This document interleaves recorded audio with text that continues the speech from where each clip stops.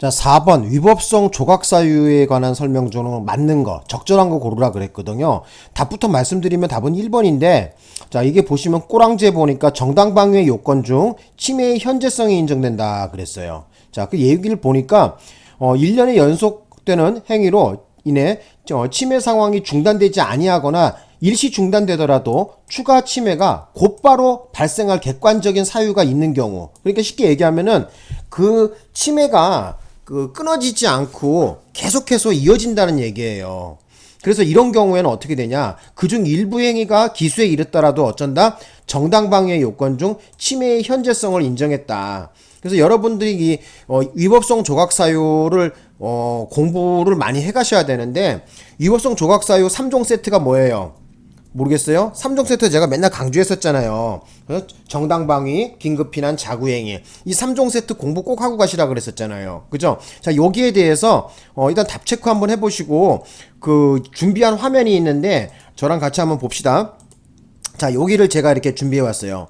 우리 현재 위법성 조각사유를 형법에서 규정하고 있는 게 여기 일단 뭐 각칙에도 있고 여러 가지가 있지만, 일단 우리가 나와 있는 거, 그죠? 나와 있는 거는 뭐냐면 형법 총칙에서 나와 있는 것은 지금 20조, 21조, 22조, 23조, 24조까지예요. 그래서 지금 3종 세트라고 하는 것은 저 빨간색으로 해놓은 거 있죠? 요게 바로 위법성 조각사유 3종 세트예요. 시험에서는 여기 순서대로 잘 나오죠. 그러니까 넘버1, 가장 시험의 1등이 뭐니 해도 정당방위가 시험 제일 많이 나오고요. 그 다음으로 시험 많이 나오는 것은 긴급피난이고요. 그 다음으로 많이 나오는 것은 자구행위예요. 그리고 그 다음으로 많이 나오는 게 피해자의 승낙, 좀 더 어렵게 낸다 이러면 정당행위, 이렇게 내거든요. 실제 여러분들이 공부하거나 이해하는 데 있어서도 가장 난해하고 어려운 것이 바로 뭐예요? 시험장에서 찍기 어려운 것이 바로 이 정당행위죠. 그죠? 그리고 위법성 공부에서 절대 다수를 차지하고 있는 것은 바로 이 3종 세트를 말합니다. 가장 중요하죠. 예. 자, 그래서 여러분 시험에서도 지금 정당방위 관련돼 갖고 침해의 현재성에 대해서 이제 판시한 내용인데, 여기 아까 전에 다시 한번 가서 보시면은 뭐 침해 상황이 중단되지 아니하거나 중단되더라도 침해가 곧바로 발생할 객관적 사유. 자, 이것도 역시 뭐다? 침해의 현재성으로 인정했다는 거, 요거 좀 알아두셨으면 합니다. 예. 자, 그리고 정답이 아닌 것도 나머지도 보겠습니다. 2번에 볼게요. 갑이 A를 살해하기 위해 총을 쏴 A가 사망했는데, 알고 보니 A도 갑을 살해하기 위해서 갑에게 총을 조준하고 있었던 경우, 그래갖고 죽였다는 거 아니야. 자, 이 경우에 어떻게 됐냐면은 일단 정당방위 갇혀, 그죠? 그 상대자도 나에게 총을 겨누고 있었다는 거야. 자, 이런 경우에 정당방위로 보려고 한다면은 바로 주관적 정당화 요소, 그 사람에게 저 사람이 나를 쏘기 때문에 내가 그것을 방어하기 위해서 정당화하는 요소가 있어야 되거든요. 내심의 마음이라고 해야 되겠죠. 주관적 정당화 요소. 그래서 보시면은 제가 여기다가 좀 요건을 좀 적어놨는데 한번 좀 봅시다. 예, 자, 한번 봐봐요.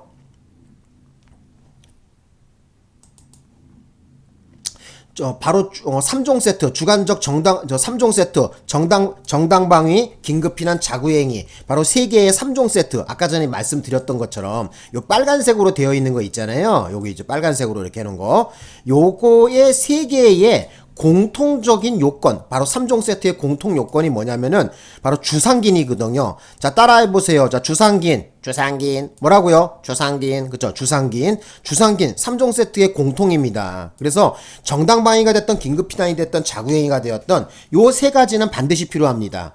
공통 요건이에요. 그래서 여러분들은 위법성 조각사유를 공부하실 때 이 3종 세트, 특히 요 3종 세트의 공통 요건인 주상긴에 대해서 심도 있게 공부를 해 가셔야지 돼요.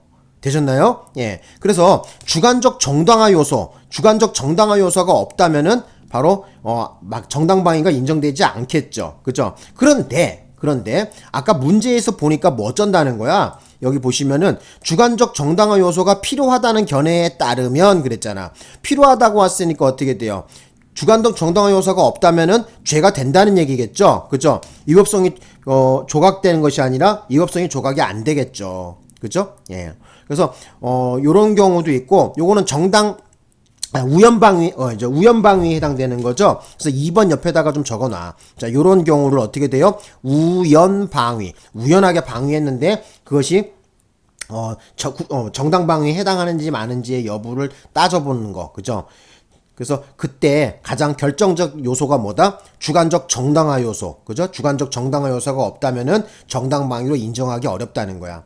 또 유사하게 또 긴급 피난에 대해서도 맞죠. 저 우연 피난이 있죠. 그죠? 뭐 긴급 피난을 시켜줬는데 알고 보니까 뭐 예를 들어 갖고 뭐 저 삶을 비관해서 친구가 자동차 안에서 번개탄을 펴놓고 연탄가스 마시고 뒤질라고 딱 했는데 평상시 감정이 서로 안 좋았어요. 근데 지나가다가 보니까 공터에 웬 차가 세워졌길래 딱 보니까 그 새끼 차야. 그래갖고 이 새끼 건방진 새끼 하면서 그 차 안에 연탄불 피고 누워서 잠들어서 뒤질라고 하는 친구를 갖다가 혼내주기 위해서 벽돌로 그냥 유리창을 꽝 깨갖고 대갈통을 한다 꽝 쳤단 말이에요. 그 바람에 어떻게 돼요? 친구가 자살하려고 이제 연탄불 펴놓은 게 어떻게 실패되는 경우죠. 자, 이런 경우에 타인을 위한 긴급 피난을 해준 격이 된단 말이에요. 하지만 이 경우에도 어떻게 돼요? 지금 벽돌로 그 유리창 깨버린 그 친구가 주관적 정당화 요소인 바로 피난의 의사를 가지고 있지 않는 거죠. 그죠? 그래서 설사 그렇게 해갖고 연탄가스 마시고 뒤질라고 하는 친구를 살려줬다고 하더라도 지금 뭐예요? 지금 이 벽돌로 유리창 깬 친구는 주관적 정당화 요소인 바로 피난 의사가 없기 때문에 뭐 손괴죄라든지 아니면 폭행죄 뭐 이런 것을 물어볼 수가 있겠죠. 어쨌든 주관적 정당화 요소라는 것은 긴급 피난 위법성 조각 사유에 있어서 매우 중요한 겁니다. 자, 다시 한번 그 화면으로 한번 가볼까요? 자, 한번 가봅시다. 그래서 뭐라고? 3종 세트. 자, 여기 3종 세트의 3개 긴급 피난 정당방위, 긴급피난, 자구행위 3개의 3종 세트의 공통 요건은 뭐라고요? 주, 상, 긴이라는 걸 좀 알아두십시오.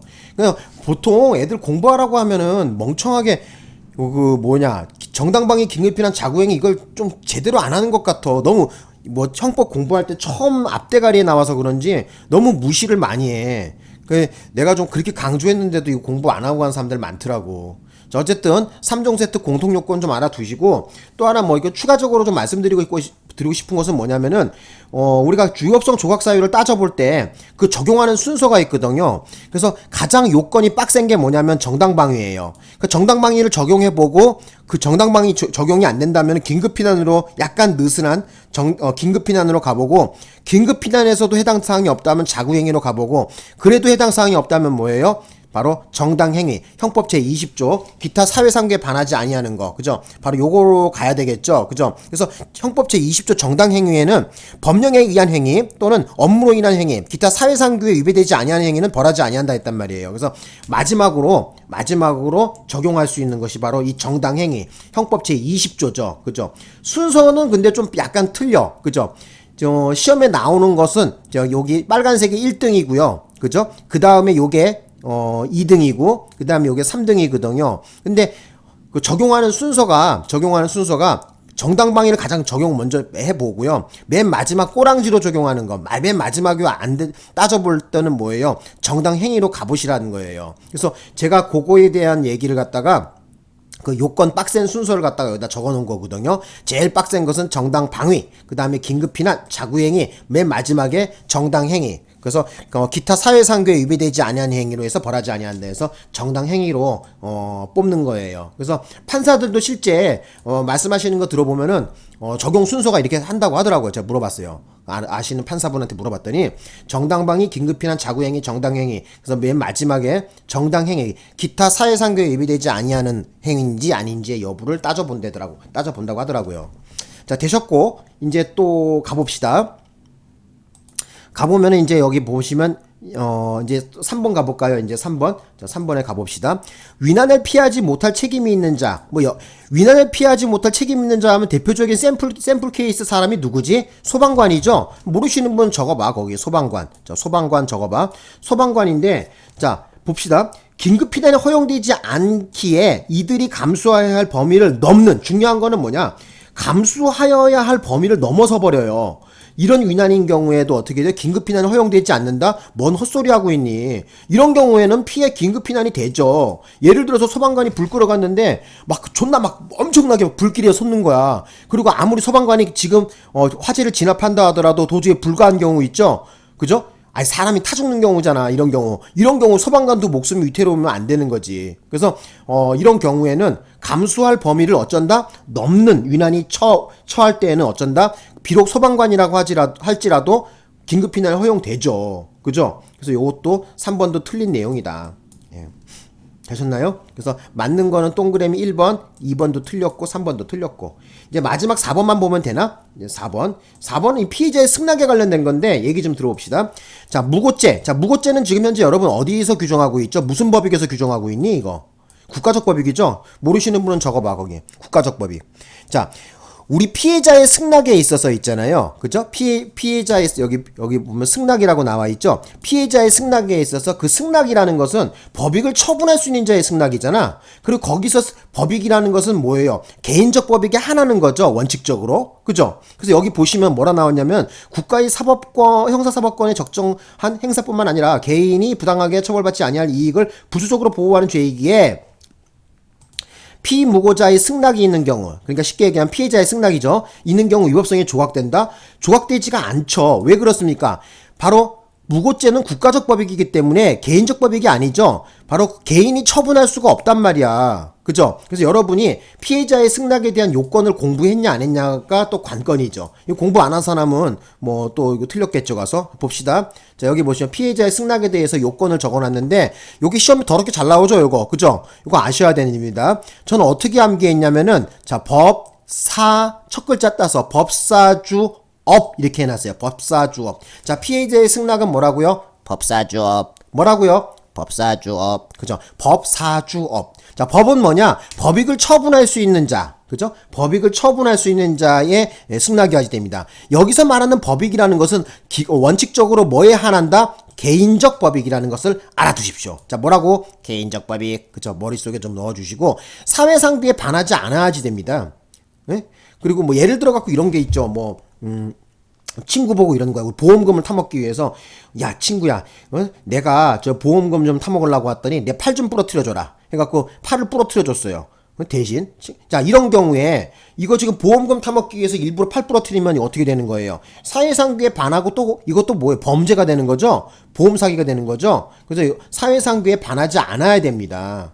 그 다음에 또 주관적 정당화 요소 아까 말씀드렸죠. 그죠? 주관적 정당화 요소가 있어야 되고 또 하나 뭐예요? 다른 법률 규정이 없어야 돼요. 다른 법률 규정에서 그 해당하는 것을 처벌한다고 한다든지 문제 삼게 되면은 피해자의 승낙으로 인정하지가 않죠. 어쨌든 여러분 요 피해자의 승낙에 대해서 아셔야 돼. 자, 뭐라고요? 법사주업. 자, 법사주업은 뭐다? 피해자의 승낙 요건입니다. 머릿속에 딱 잡아 놓으셔야 돼요. 자, 되셨나요? 자, 요렇게 해갖고 정리를 좀 해드렸고요.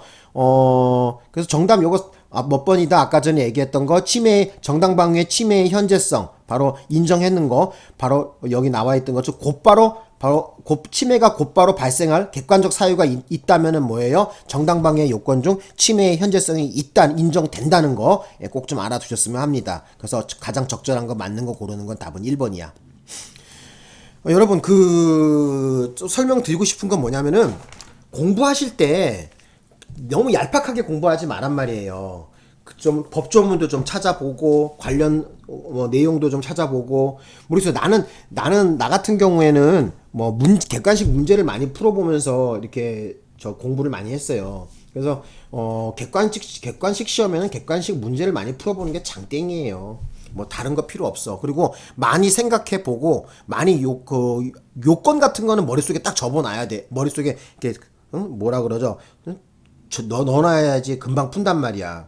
또 기본적인 법조항 같은 건 여러분 머릿속에 딱 잡아 놓으셔야 돼. 내가 보니까 경찰 공부 막 6년 7년씩 했다고 하는 친구들 아니면 경찰에 들어와서 경찰관 5년 6년 하신 분들 형사 하시는 분 이런 친구들하고도 얘기를 해보면은 형법 제21조 정당방위의 조문 한번 읊어봐라 그러면은 여태까지 내 앞에서 한 번도 제대로 정당방위 조문을 제대로 읊은 친구 하나도 못 봤어요. 저 같은 경우에는 맨날 이 정당방위 조문을 화장실에도 붙여놓고 잠자는 그 침대 위에도 붙여놓고 그 다음에 신발장에도 붙여놓고 이 정당방위 조문 하나 정도는 알고 있어야지. 그죠? 뭐 경찰이든 법원이든 검찰이 되든 정당방위 조문 하나도 모르고서 뭐 어떻게 무슨 수사 업무를 하니. 그래서 저 같은 경우에는 뭐 맨날 지금도 머릿속에서 주주질 읊어. 뭐 현재의 부당한 침해로부터 자기 또는 타인의 법익을 방위하기 위한 행위는 상당한 이유가 있을 경우에는 벌하지 아니한다. 지금 금방금방 외우잖아 나도. 그죠? 그러니까 꼭 좀 알아두셔 이런 건. 그래서 머릿속에 딱 잡아두실 것은 적어도 위법성 조각사유 3종 세트는 머릿속에 딱 박아 놓으시고, 그리고 그 중에서도 뭐예요? 정당방위 정도는 머릿속에 주주줄 읊을 줄 알아야 된다는 거야. 매일마다 적어봐. 매일마다 적어보면 기억 속에 난다고. 내가 좀 그런 거는 강조하고 싶어. 그래야지 형법 어디서 좀 잘한다고 좀 까불어도 좀 이렇게 뭐가 좀 폼이 나잖아. 형법 잘한다고 까부는데 정당방위 조문 하나도 제대로 암기가 안 돼 있다? 그건 뭐 잘하는 게 뭐 아니지 그런 사람은. 그래서 나 같은 경우에는 지금은 내가 많이 좀 까먹었는데 그래도 정당방위는 난 지금 기억해.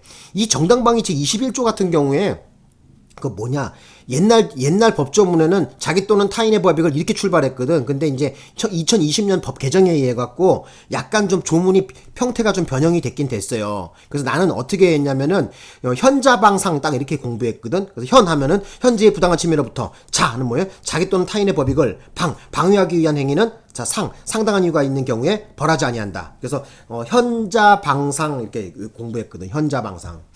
머릿속에 좀 적어놔. 더 주면 좋겠지 뭐. 자, 오늘 여기까지만 할게요. 너무 잔소리 많으면 또 저 선생님 이렇게 잔소리 많아 이러니까 여러분들 좀 그거 머릿속에 좀 넣어주세요. 자, 마칠까요 이제? 예, 마치겠습니다.